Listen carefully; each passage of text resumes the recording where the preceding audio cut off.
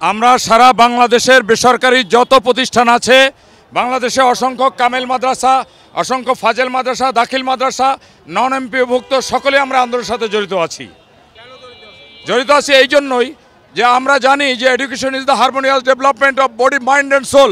শিক্ষা জাতির মেরুদণ্ড। একটা শিক্ষিত জাতিকে নৈতিকভাবে এবং আত্মিকভাবে তারা সক্রিয় থাকে, কিন্তু শিক্ষক একটি জাতি গড়ার কারিগর। সেই শিক্ষকদেরকে একেবারে শুরু থেকে সকল পর্যায়ের বেসরকারি শিক্ষা প্রতিষ্ঠানকে বিভিন্ন ধরনের সরকারি সুযোগ সুবিধা থেকে বঞ্চিত করছে। সুতরাং বৈষম্য বিরোধী আন্দোলনের 5ই আগস্টের পরে এখনও কেন শিক্ষার ক্ষেত্রে বৈষম্য থাকবে, এই জন্য আমাদের আন্দোলন চলবে। আজকে সারা বাংলাদেশে মাধ্যমিক শিক্ষা এক প্রকার স্থবির হয়ে গেছে।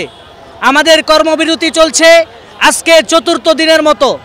সরকার বাহাদুরকে শুধু আমি একটি কথাই বলতে চাই, সেটা হলো আজকে সন্ধ্যার পূর্বে যদি আমাদের 20% বাড়ি ভাড়া, 1,500 টাকা চিকিৎসা ভাতা এবং কর্মচারীদের 75% যদি তাদের উৎসব ভাতা না দেওয়া হয়, প্রজ্ঞাপন যদি না জারি করা হয়, তাহলে আজকে আমরা একটা কথাই শুধু বলে দিতে চাই, সেটা হলো এটা আর 3 দফা থাকবে না, সেটা হয়ে যাবে 1 দফা 1 দাবি জাতীয়করণ, জাতীয়করণ, 1 দফা 1 দাবি জাতীয়করণ, জাতীয়করণ।